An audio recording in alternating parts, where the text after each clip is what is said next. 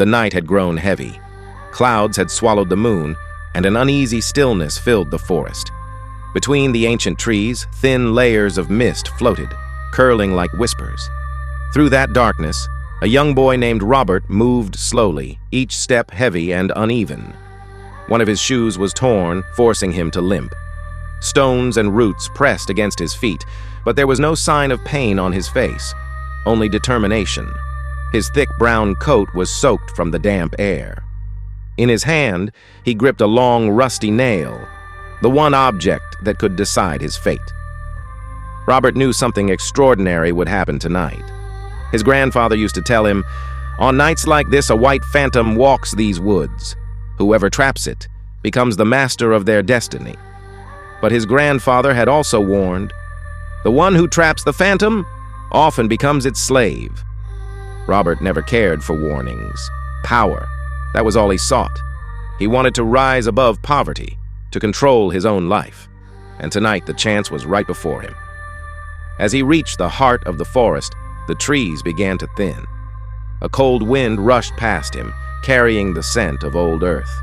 Then he saw it, a white figure drifting silently through the mist. It had the shape of a man, yet its feet never touched the ground. Its eyes glowed like pale moons. Robert's breath caught in his throat. For a moment, fear gripped him, but determination quickly drowned it out. "That's it," he whispered. "The phantom." The ghostly shape moved forward, unaware of the boy trailing behind. Each step Robert took was silent, cautious. The forest listened, holding its breath. The phantom stopped beside a dry, cracked lake bed. It raised its hand as though touching something unseen. Robert's heart pounded. This was his moment. He reached into his coat, pulled out the small hammer, and tightened his grip on the nail. Then, crack! A twig broke under his foot. The sound echoed like thunder. The phantom turned, its glowing eyes locked onto his. For a second, Robert couldn't move. Coldness crawled through his veins, but he forced his trembling hands to move and lunged forward. The phantom didn't resist. It simply watched. Robert drove the nail deep into its translucent head.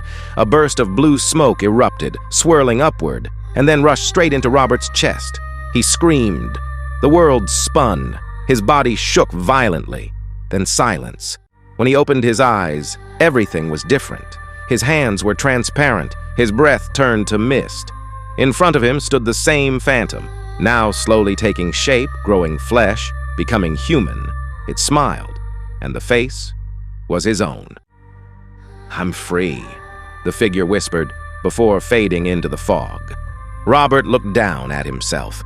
His heart no longer beat. He was no longer the boy. He was the new phantom. And so the legend continued.